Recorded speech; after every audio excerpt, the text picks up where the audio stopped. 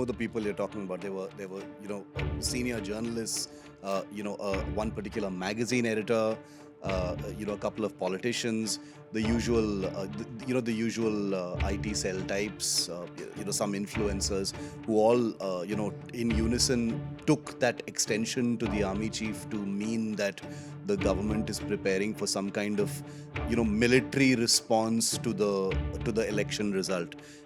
Very credible journalists, at least three or four of them, actually, were suggesting this nakedly on Twitter. They've exposed themselves to be idiots. Attacks in this south of Pir Panjal range area, which separates Kashmir from the Jammu sector, have been happening at alarming regularity since during the pandemic. These are terrorists who have access to weapons like the M4, like you said, proper frontline assault firearms, which may well have come either from the Pakistan army, or they could even be, part of the weapons caches that flowed in from Afghanistan following the fall of the Taliban. You remember how we at that time, you and I reported, Dave, about how the huge numbers of weapons abandoned, by the retreating American army. All of these weapons that had been taken by the Taliban would, in some form or the other, find its way into areas where they needed to be used.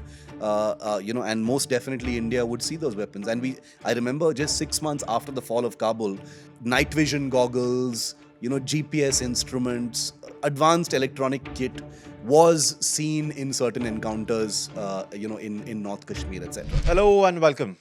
After a 2 week break, we are back and our defense is back. Shiv and I were off on our election duties at our respective day jobs. Shiv with Internet TV and I online, the website.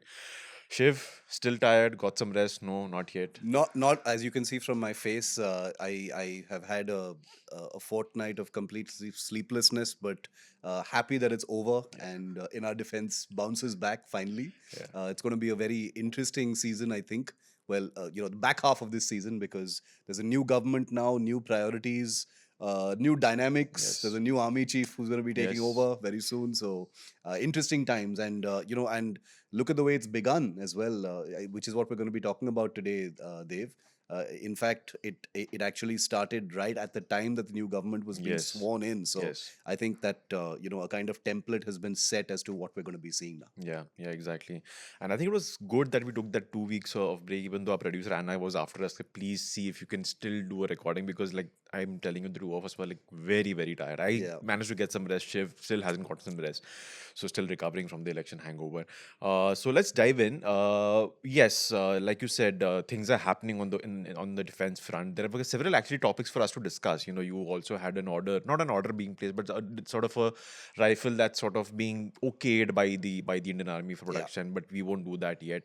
There's also Full controversy. separate episode on small that. arms and Yes, firearms. yes. Yes. There's also controversy happening on Agnipath Yeah. with now a coalition government taking shape. JDU from Bihar, which is a partner of the BJP at the center, has said that it would like the government to review the scheme in Yes, its all that's right. entirety. Another episode on that altogether. But we'll talk about Jammu Kashmir because there have been a series of attacks in Jammu and Kashmir in the last 1 week. But before we do that, let's talk a bit about the army chief who actually comes from there. I mean, he's not from there, but he was the commander of the Northern Army before he was moved to the headquarters as vice army chief, and now he's going to take over at the end of this month. Yeah. I want to talk about what happened a few days before the election results was to be announced. So when the current army chief, General Manoj Pande, got a 1 month extension, and social media, for God knows what, tried to sort of weave some sort of conspiracy out of it. Ki, oh my God, the Modi government is sort of preparing for a coup. They are not going to go down lightly, etc., etc. I want to take your take because there was one section, and what surprised me was the conspiracy theories were not being put forth by random handles. Some of them were journalists whom I've read over several years, whose reporting I've sort of trusted, even if I don't particularly agree with their sort of ideology, but I've sort of agreed and been fascinated by the reporting. They are like veteran journalists in the world of defense, but they themselves were sort of pushing this sort of what is going on. Why is though it for me it seemed as though just because the results are supposed to come with government, like let the new government, whoever that government be, let them decide who the new army chief should be. be. There was a theory that maybe the government is trying to sidestep the seniority and get someone out from somewhere else. Your take on this controversy? Do you think there was So I anything have a pretty at all? strong view on this, if you'll permit me, Dev, and which is that the people, and I know the people you're talking about. They were senior journalists, one particular magazine editor, a couple of politicians, the usual, the usual IT cell types, some influencers who all in unison took that extension to the army chief to mean that the government is preparing for some kind of military response to the election result. Very credible journalists, at least three or four of them, actually were suggesting this nakedly on Twitter. They've exposed themselves to be idiots, quite frankly. And I don't want to be subtle about this because these are the kinds of people who've allowed their judgment to be clouded by their political likes and dislikes. For them to, either not like the BJP or not like Modi is their prerogative. And in a free country, in a democratic country, you're allowed to, oppose or defend or whatever you like. That's your prerogative. But to use that animosity to infiltrate your judgment. And both of the people are speaking about in terms of senior journalists, some of them are ex military persons. Yes. For them to even suggest that the reason for this is a possible coup, and one of them even suggested it quite nakedly, only exposes themselves. I don't think anybody bought it apart from the usual sort of cheerleaders on Twitter. There wasn't even a whiff of it off social media, so that tells you what kind of echo chamber they really live in. But it was, I'm the kind of person who doesn't believe that the military is some sacred cow. I don't think so. If something is wrong in the military, like we have shown here in our defense, we call it out. When the military does something wrong or the leadership does something wrong as far as defense is concerned, like hell, we will get there and we will call it out. But to cast an aspersion on a routine decision and to extrapolate it and make it to mean that there is a coup ahead or this is what the plan is, is bizarre. It's absurd. It's demeaning to the service where they don't deserve it. By all means, demean the service when they deserve it. But I think it was frankly insulting, and it exposed them more than anybody else. I think people should be laughing at them right now. Their credibility is hurt. The problem with our country is no matter how much credibility is hurt, people still carry on. So I think it's terribly sad. The good news, of course, is that the military frankly doesn't care anymore about these silly things. They've seen whiffs and rumors of coups for a long time right now, and I think they just this kind of thing just washes off, and especially from the people who've made these conspiracy theories. Yeah, glad we got that out of the way. So let's jump into our topic, Jammu and Kashmir. Before we talk about what's happened in the last 1 week, just sort of a view from you of is it even possible for people like me who've never been to Jammu Kashmir professionally or on a personal visit to even understand the dynamics of the situation of that region? Because I'll tell you what, while preparing for this episode, because these attacks have been happening in relatively newer territory of the district Jammu. I spent around 45 minutes with the map of Jammu and Kashmir, the two districts, to understand what was going on. It took Yeah. me a while to place. Acha, Rajouri here, acha, Poonch here, Reasi, okay, there, Doda there, Kathua, okay, along the international border. It is confusing AF, just sitting in front of a computer Yeah. screen. So for people like me who've never been there, for so-called analysts who have this knack of just like passing judgments and telling us what should be done about Jammu and Kashmir while sitting in New Delhi, is it even possible? No, look, in a single word, it is possible, but it is definitely complicated. I feel you. In all my years, 2 decades of covering Jammu and Kashmir, and most journalists who cover that area, from afar will tell you the same thing, that understanding the dynamics of Kashmir, and I'm talking about north of the Pir Panjal mountain range, which basically separates Kashmir Valley from the rest of J&K, is a frankly quite a perplexing thing. You're absolutely right.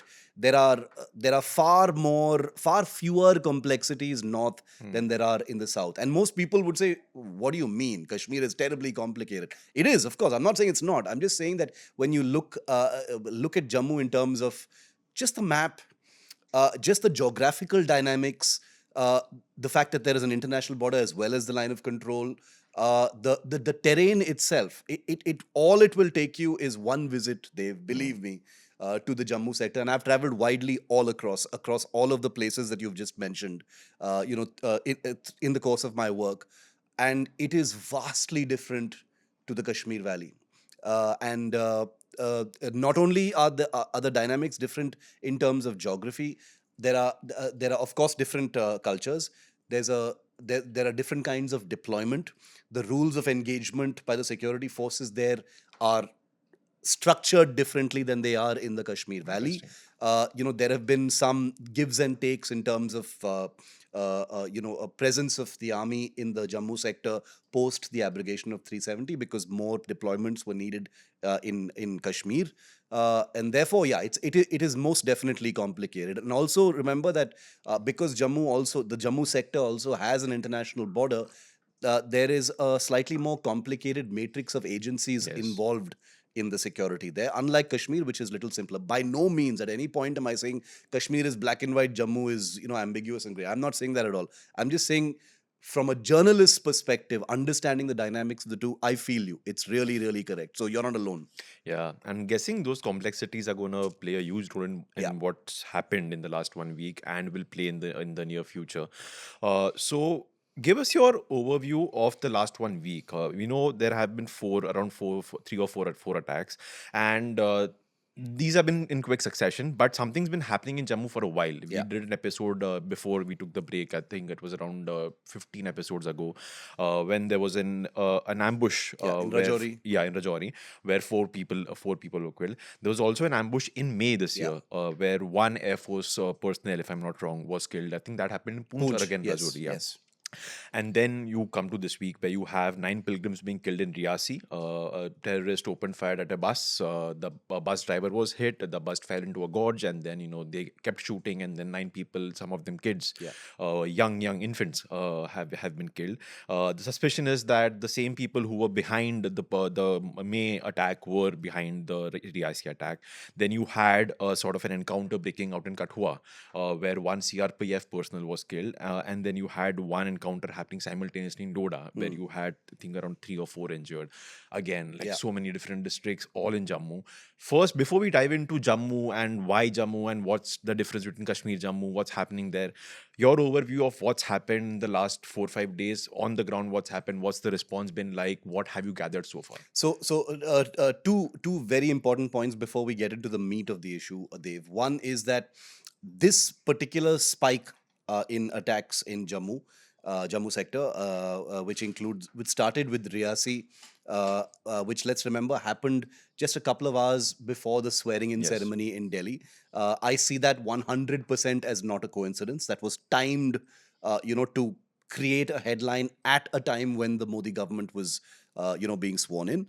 Uh, the two attacks that happened thereafter were obviously to light the area up and create the impression that things were going out of control in Jammu. Now, just for a little bit of perspective, these were very, very serious attacks. These were targeted attacks. These were planned attacks. There is definitely a pattern here where we'll come to the who these people are and how they infiltrated in a bit.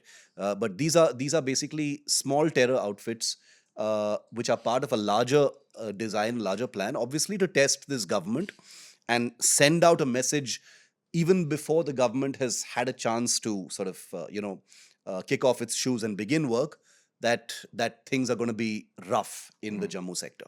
Now, the message here is that the gains that have been made in the Kashmir Valley, especially post the abrogation of Article 370, something that is visible, something that is quantifiable, something that the government has rightfully, sort of trumpeted. Pakistan is under pressure to make sure that that is not true in the Jammu sector. And we'll get into the dynamics of that in just a bit. So there is no question that this is a pattern to test the government and to send out a message that terror is not has not been contained in this area. The second point that I wanted to make is that uh, that this particular spike that began with Reasi and then Kathua, Hiranagar, and Doda, four separate attacks over 4 days, uh, like you rightly pointed out, is not the first time this has happened in the Jammu sector. Now, the Jammu, Rajouri, Poonch sector. Basically, if our listeners and viewers look at a map, uh, a part of the Jammu sector has the international border, and then north of Nagrota or Akhnur, which is the Chicken's Neck, is where the line of control starts. And then Rajouri and Poonch sector have the line of control fence, and then it goes north towards the Pir Panjal, and then you've got Uri and Baramulla and the rest, which is basically Kashmir. Attacks in this south of Pir Panjal range area, which separates Kashmir from the Jammu sector, have been happening in a at alarming regularity since during the pandemic. It started in 2021. That was the first major attack. I think I remember, 5 special forces men, were killed in action in Rajouri. Last year, and we've discussed this on a previous episode, in 2 separate attacks in the Rajouri Poonch area, I think 7 para special forces men in 2 separate incidents lost their lives in an operation in the Rajouri area. The attack on the Air Force bus in May this year has happened. So this is a pattern. This is most definitely a pattern. I think since 2021, the infiltrating groups, obviously with the training and support of the Pakistan Army and the ISI, have managed to create a kind of a logistical footprint in Jammu, which was not there earlier in the same kind of form. And now that they've settled in, they are able to conduct these attacks at a time and place of their choosing. Now we'll come to why it's so easy for them to target so easily in Jammu, etc. in a bit. But basically what I'm trying to say is post 2019, what you're seeing right now since about 2023, 24 now, is the fruition of a larger strategy to light up the Jammu sector. The Pakistan ISI and the Pakistani deep state has realized that with the abrogation of Article 370 and the changed dynamics in the Kashmir Valley, profits bring peace, etc., which we've spoken about in detail, their elbow room for operations in the Kashmir Valley are vastly reduced. And the indicators are all there. These cannot be manufactured. There is a drop in violence levels, visibly speaking, in Kashmir. General VP Malik just tweeted that he's back from a holiday in Kashmir, and he says he couldn't believe it. I had a word with him as well. He says he couldn't believe it. He says he couldn't believe how normal, and normal is such a lovely word when you talk about Kashmir, right? How everything is, and this makes Pakistan look bad, and that's the reason why you're seeing this spike. Yeah, I'm glad you mentioned that this is part of a larger strategy or a larger threat, because that was going to be a point I wanted to discuss. That some are just seeing what's happened in the last 1 week, Reasi, etc., as sort of an aberration or a flash in the pan. Ki haan, naya government aaya, just to as a show of strength, they've done that, or because there's a very strong indication that assembly elections will happen very very soon in Jammu and Kashmir. This is sort of to put those Correct. off. It could be part of the plan that yes, there's a new government, so let's create some trouble there. Yes, assembly elections might be coming up, so let's see if we can kind of try to postpone those. But it is definitely part of a larger strategy. And the point you mentioned about normalcy in Kashmir, I think we spoke about this on the previous episode when we discussed Rajouri Poonch. Is one of our colleagues who works out of Jammu and Kashmir. He is again back in office, and I was discussing this with him. He repeated what he said back then to me, that at the local level, the youth over there, they're done with it. They don't want anything to do with militancy. They just Absolutely. want just education and just like a good job, profits, like you said, and just lead a normal life, because that's something that is now in front of them. It's tangible. They can see it. Ki, this is actually quite gettable. Yeah. So who are these guys? I keep hearing the word TRF, the Resistance Front. Apparently, it's an offshoot of the Lashkar-e-Taiba, and The Reasi attack guys, I think they were carrying some high-tech weapons. I think there were some reports of them carrying M4, the Yeah. US rifle, which is fairly advanced. They had night vision scopes. They also had some sort of sniper equipment tools. I'm not sure you can confirm what they had. Who are these guys? Where are they coming from? And where are they getting this high-tech equipment from? I hate giving credence, Dev, to names like TRF and stuff. This is for their own self-aggrandizement because of their own little, the kind of internecine battles that are being fought between small terror groups in Pakistan. They're all basically the Lashkar-e-Taiba. Okay, all of these different terror outfits, these small groups that have infiltrated, are all basically spores, fungal spores coming out from the mother fungus that is the Lashkar-e-Taiba or the Jaish-e-Mohammed. So let's not kid ourselves, let's not kid our listeners about them having some kind of separate ideology or identity. They're terrorists. They're very basic terrorists hired from the hinterland. The difference in this particular case, and I'm glad you mentioned the weapons they're using, is two things. One, they are most definitely better trained. These are not your ragtag. Okay. These are not your ragtag, terrorists of the kind you see lobbing grenades in the Kashmir Valley. These are most definitely of a higher caliber in terms of training. Even a cursory understanding of the kinds of attacks that have taken place. And remember, it's not easy to attack a military convoy. Okay, you can't. It's not simple, especially in the post Pulwama kind of scenario. Protection to military convoys has become extremely high. So therefore, in May, they still managed to kill, an Air Force Yes. jawan. So these are military trained terrorists, directly trained, obviously, by the Pakistan Army and ISI. And this is not some outlandish claim. These are verifiable claims. These are terrorists who have access to weapons like the M4, like you said, proper frontline assault firearms, which may well have come either from the Pakistan Army, or they could even be, part of the weapons caches that flowed in from Afghanistan Afghanistan. following the fall of the Yes. of the Taliban. You remember how we at that time, you and I reported, Dave, about how the huge numbers of weapons abandoned, by the retreating American army. All of these weapons that had been taken by the Taliban would, in some form or the other, find its way into areas where they needed to be used.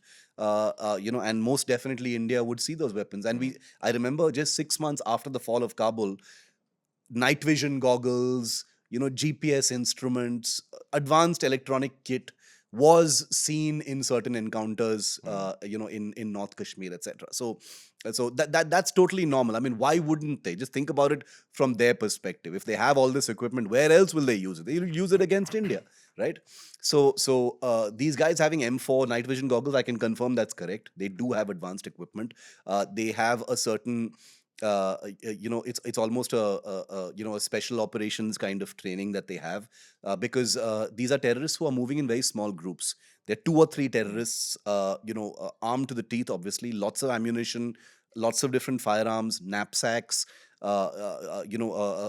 protein foods and rations, with the ability to survive in the hinterland for a long time, obviously able to withstand the terrain and live off the land if they need to. So that is bread and butter special forces training. So these are very, very purpose trained terrorists who've been infiltrated into the Jammu region since 2021, taking advantage of the chaos during the early months of the pandemic, is when many of these terror groups have actually infiltrated. So that is who these people are. We can spend a lot of time talking about why TRF, etc. They're all the Lashkar-e-Taiba. Inside Pakistan right now, there is a great deal of push and pull between many of these terror groups because of the chaos in Pakistan, because of the economic, commercial, cultural, political sort of splintering of Pakistan, historic, collapse of Pakistan.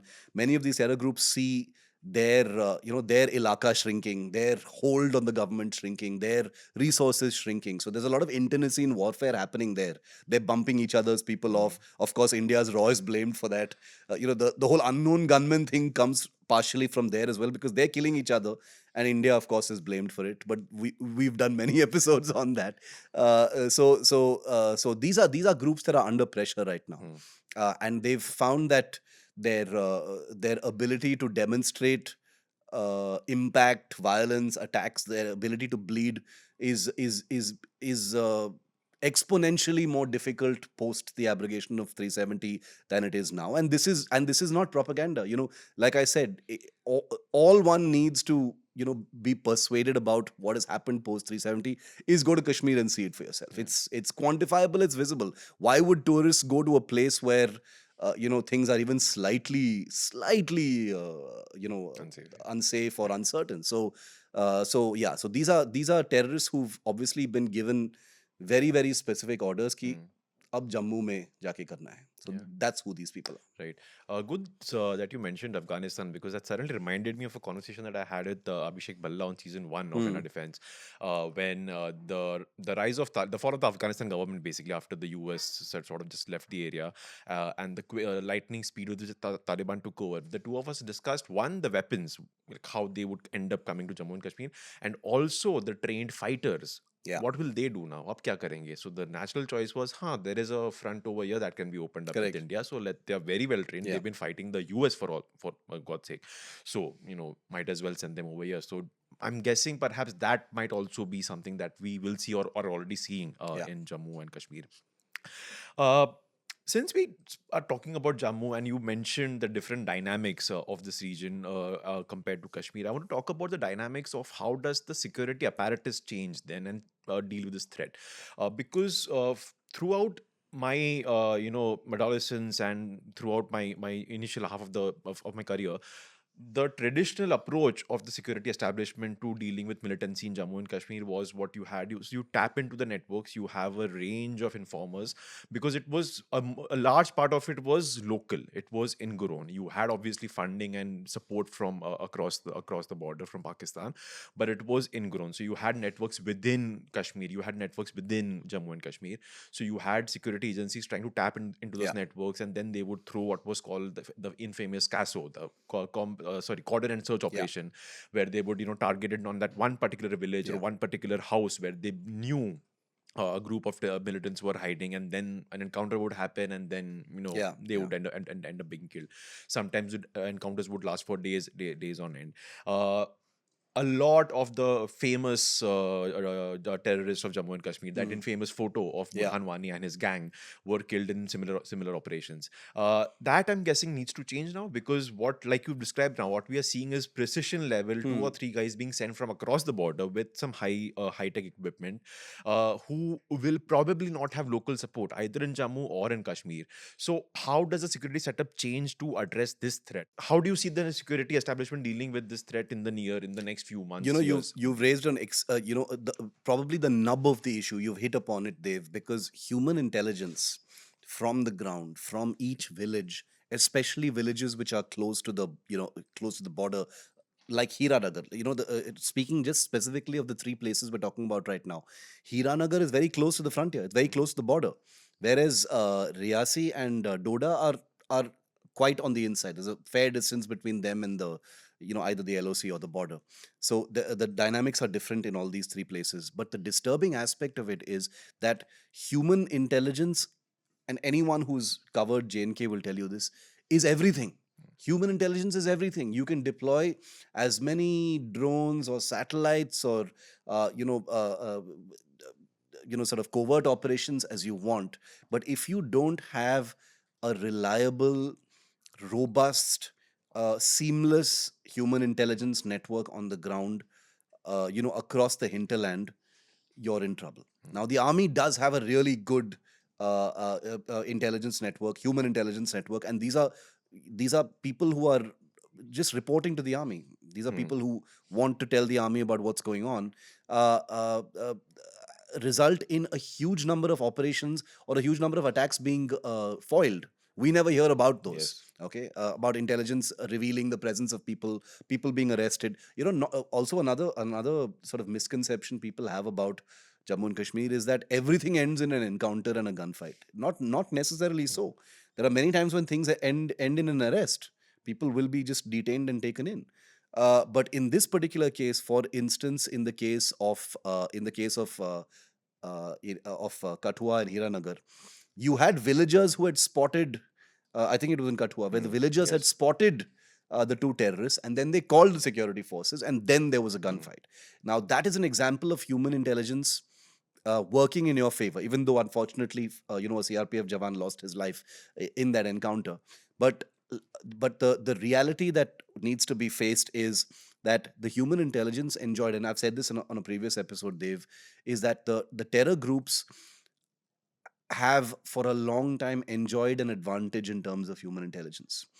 The reason for that is the terror groups are able to kind of spread more easily into the hinterland, into the villages. They don't have the burden of being the security forces, which are in some cases and places regarded with suspicion. There is in the border areas of Rajouri and Poonch, like you said, where people are tired of this stuff. If you go a little north than that, the Pakistani ISI and the intelligence agencies from that side and their terror groups enjoy a very, very distinct advantage as far as human intelligence is concerned. Now, I'm not saying, at no point am I saying this is because the people in those villages prefer the Pakistanis or prefer the terrorists. They are forced to help them under a call of fear. They're forced to help them because if they don't, their families will be at risk. There, of course, I'm being realistic. I'm not going to chest thump about this. There will, of course, be some people in the hinterland who will help the other side because they believe that they are better. But I'm just saying that in terms of human intelligence, this is a game that has to constantly be updated. Burhan Wani was an incredible example of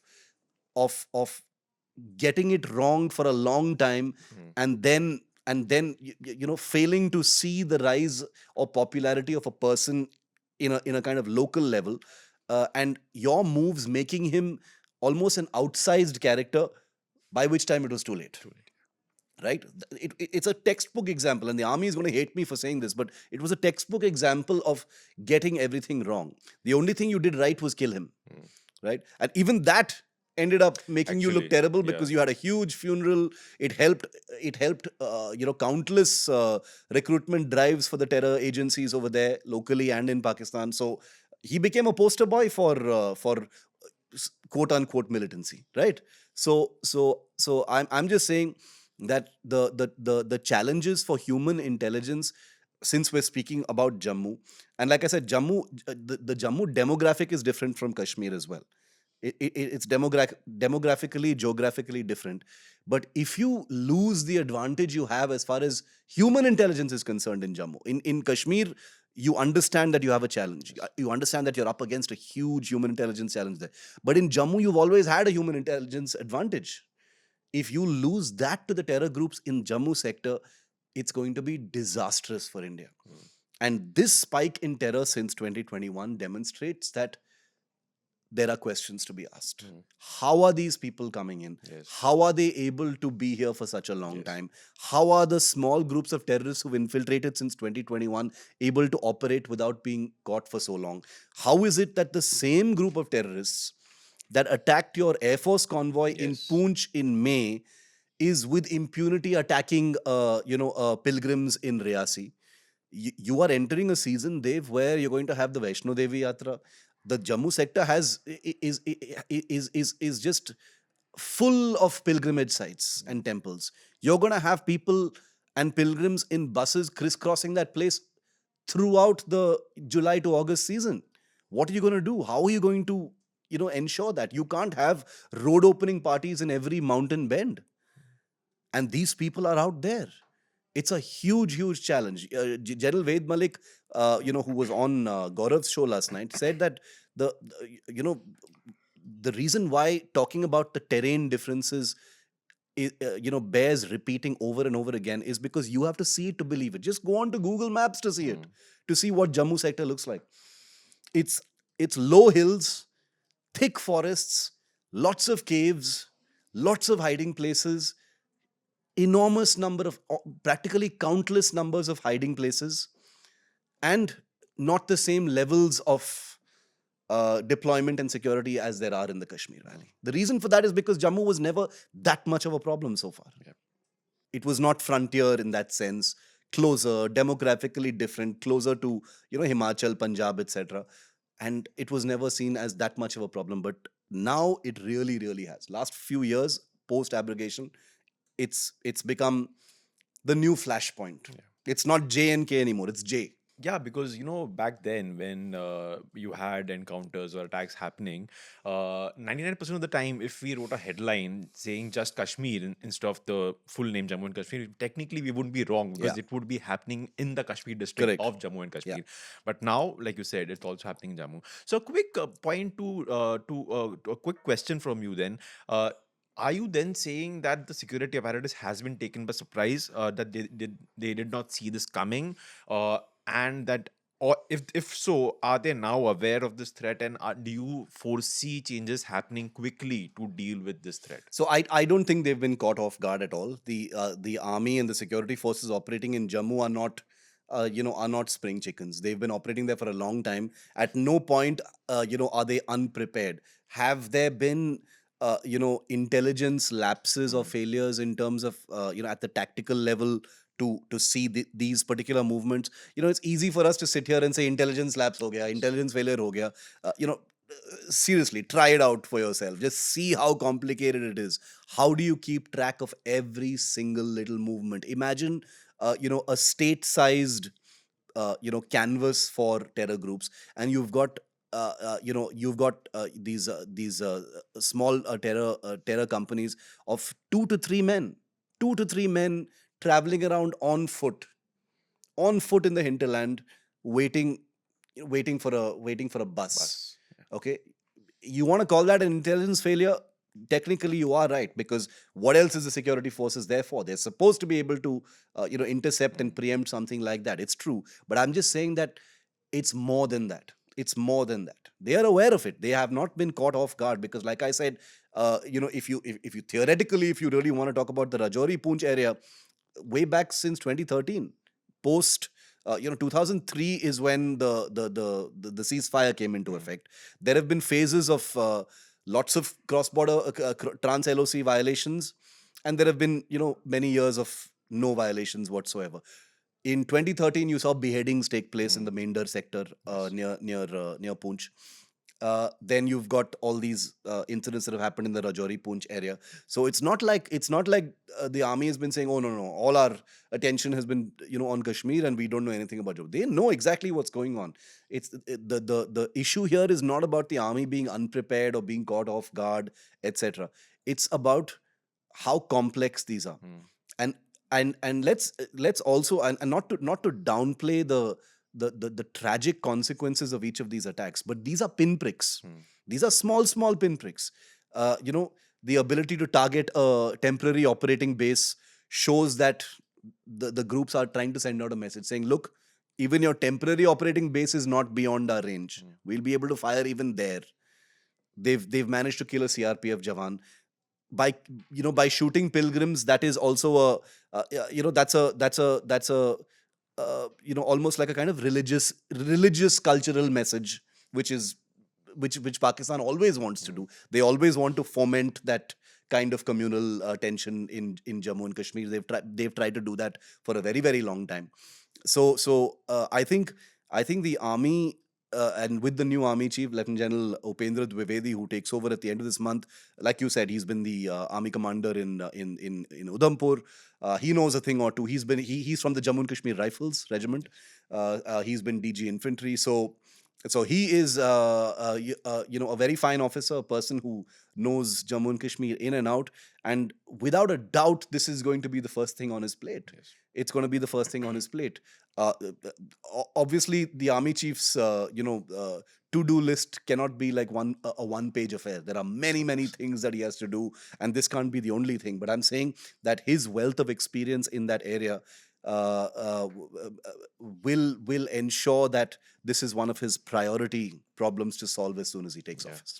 And just to extend on your thought, I think what also does not help is that perhaps at the tactical level, the security apparatus has not yet been tested to the level it has been tested in Kashmir. So Yeah, the lapses that we're talking about will probably happen because theoretically they've been prepared for it. They've learned the theory of yeah. what to do, but जब life में सच में करना होता है, तो obviously you could go wrong here and there.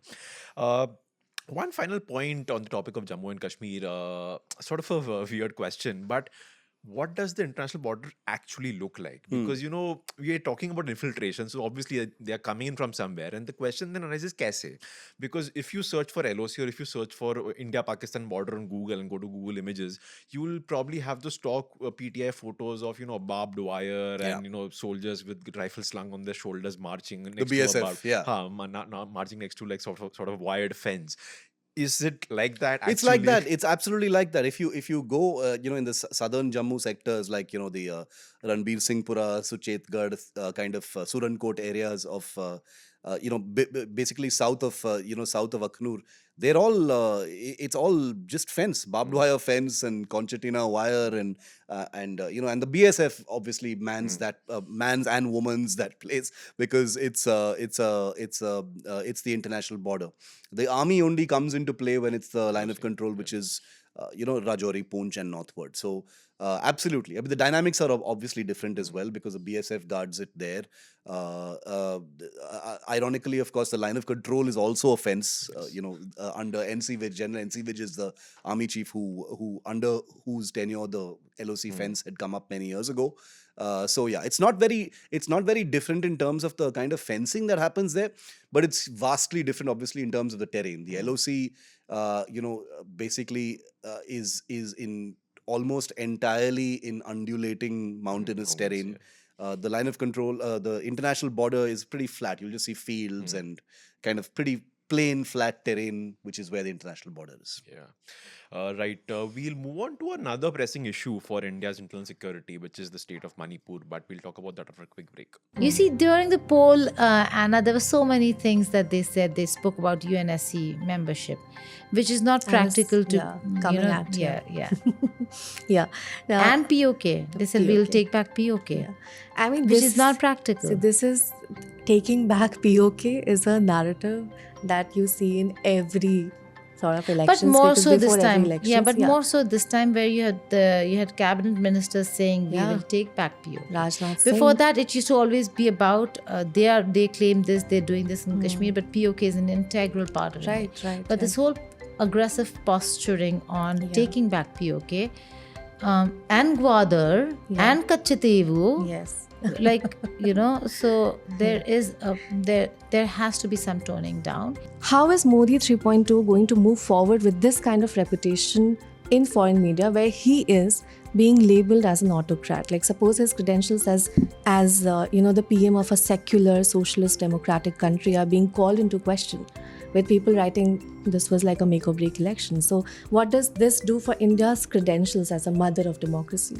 I think with the coalition government, this kind of an agenda will certainly in India's foreign policy take a backseat. Right. And the mandate that this government has come with clearly shows that it's the deliverables that are more important than the frills of religion, and I'm not here trying to denigrate it. It's a personal choice. Welcome back. This is the first episode of In Our Defense under the Modi government 3.0. We are back after a 2-week break. The first half we discussed Jammu and Kashmir. We discussed what's happened there in the last 1 week. And we thought we'd sort of, club it together with the two pressing issues that would be on the plate of Home Minister Amit Shah, because they have to do with India's internal security, which is obviously the situation in Jammu and Kashmir, where the government also plans to hold assembly elections very soon. The first time that will happen after the abrogation of Article 370. And Manipur, I think it's unfair to just devote one half of an episode. It deserves a full episode on its own. So we'll do that very soon. But I still want to talk about it because, like I said, Home Minister Amit Shah is taking charge for the second time. He was the Home Minister in the previous government as well, before which he was the BJP president. So second time he's the Home Minister of India, and I'm guessing these two will be the two top issues on his file. Like you said, obviously these guys have many other issues, obviously, but the top two issues. Uh, Straight, very direct question, because I have strong opinions on this. Do you get the feeling that nobody seems to give a damn about Manipur? Uh, no, I don't. I don't agree with that. I think it's more of a things having reached such an extent in Manipur that nobody is quite clear about what the solution is Interesting. in the near term. I think there is a realization within the government, and no, and let's face it. Uh, there's a huge amount of politics involved in Manipur in the sense that when the Manipur issue broke out last year, and it's been now more than a More year than a year. since Manipur has been burning. It was a year from elections, and I think attentions in many ways were diverted towards what the next election is going to Yes. look like, etc. That may have had its own pressures on the government. It was a powder keg; it was burning, so there would have been a certain degree of reluctance. Which you and I both disagree with strongly about how about the government simply refusing to step in and try and do something. There may have been things happening in the background, but there was no active effort by the government to actually quell what was going on. There were terrible war crimes that were taking place in Manipur, and it's been burning for a year now. uh, Now that this government has come in, I think they have a little bit of more elbow room, less of the kind of pulls and pressures that were on them at that time, to actually get into it and do it. You saw even the RSS chief talk about Yes. how Manipur has been going on for so long. It needs to be the priority right now to get in and solve it. And remember, the Northeast has been something that the Modi Sarkar has been very proud Yes. of, Yes. and justifiably so. What the to give credit where it is due, the Modi government, its policy as far as the Northeast was concerned was a very, very steady, robust policy of the kind India had really never seen before. And then Manipur happened. Which kind of just blurred the smoke arising from Manipur, almost tore down the good work done in the rest of the Northeast, and rightly so, because this is your state, and this state has burned. There is a terrible level of distrust between communities that exists even now. Not enough has been done to rebuild that trust, and I think now hopefully the government will get back into it. Like you said, Amit Shah is back as home minister. There were some doubts during government formation about whether it would happen or not, and I think the government and Prime Minister Modi sent out a message saying that continuity, this may be a coalition, but continuity is the message.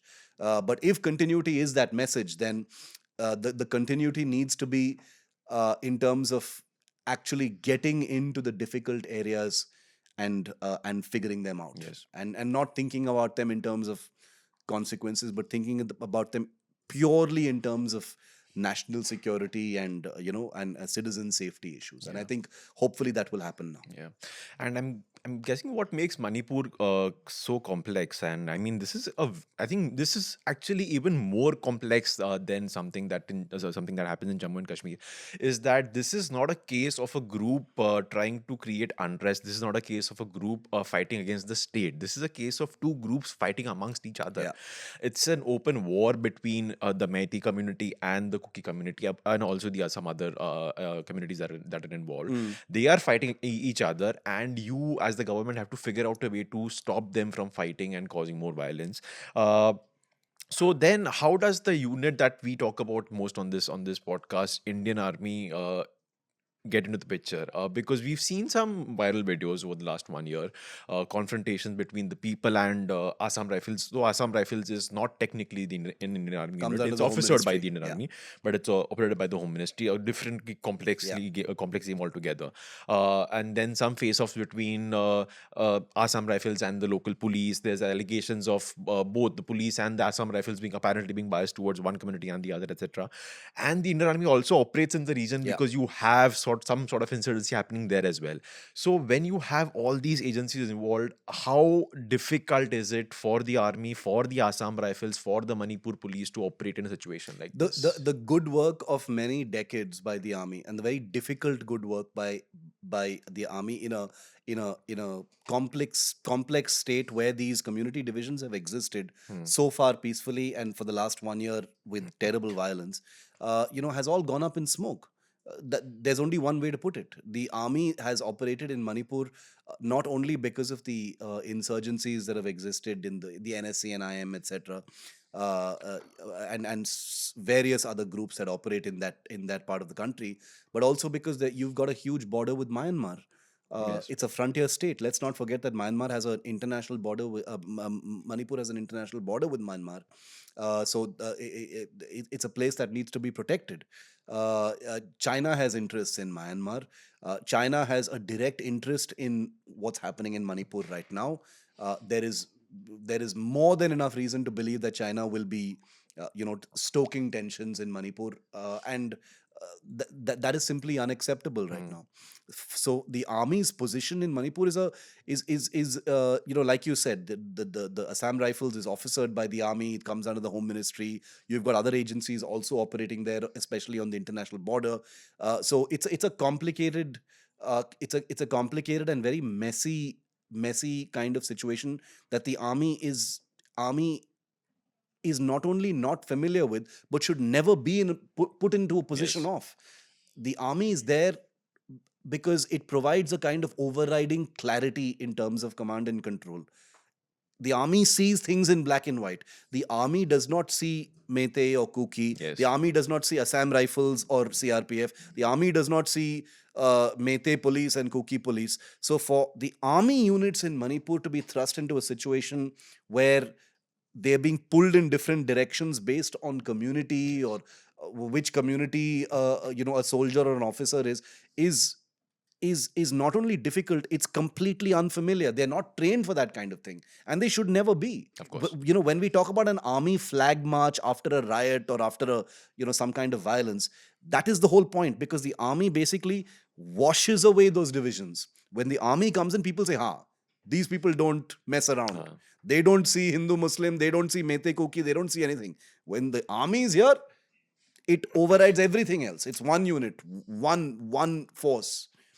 Now, when you thrust the army, or when the army is present in a place where all this terrible community churn is taking place and religious churn is taking place, they the command and control breaks down, and they're still managing to hold on Yes. and do a difficult job. I'm not saying the army has not operated in these difficult jobs. They've been in the Northeast since the beginning.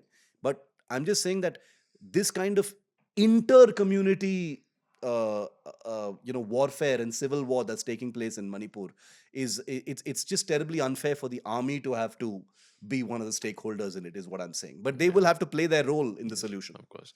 I think that was a very, very good way to illustrate what your point, because I think that just give me a clarity. Yeah. I mean, even though I had some of it, but I think that was the best way to sort of put it. Like, that describes the situation in Manipur, and also just how complex it is, because it also then comes to the question of ki, even if you want to bring peace, then which force do you use to Yeah, bring yeah, peace? And I don't think ever in India's history a government has to grapple with a question like that when Yeah. it comes to violence incident. Ki force kaun sa use karna hai? Because the force that you use is actually going to make a huge difference in Absolutely, this particular absolutely. case. So I think we'll end it there, because Manipur, like you said rightly at the beginning of the second half of this episode, is very, very complex. And for a change, even the people who are calling for the government to do something don't really have an answer when you ask ki, "Acha, to kya karna chahiye?" With Jammu and Kashmir, you'll always have people say, "Kya, ha, this is the right way, that is the right way, this is what should be done." But with Manipur, the situation is so complex that people who rightfully so are saying that some attention needs to be given don't have answers about what should be the solution, which is what even Shiv said at the beginning of this episode, that the reluctance perhaps comes from a bit ki, but what do we do? Yeah. But now that things the government is in, Home Minister Amit has taken charge now. The setup is, I'm guessing, going to figure out now, let's bring them to a table and just sort this mess out one way or the other. And we'll watch that. We'll keep a track of that, and we'll discuss more on that when we have some new developments coming in. Thanks, Shiv. I hope you get some rest after this long, grueling election cycle. And we'll see you next week, hopefully a bit more refreshed. So thanks. Lovely Thank you. chat. Great insights as always. Thanks as always to our producer, Anna Priyadarshini. And thanks to all our listeners and and viewers who've been waiting for us for the last 2 weeks. That's it for this week's Defense Dose. For more, tune in next week. Till then, stay safe and do not cross any boundaries with your passport. Bye bye.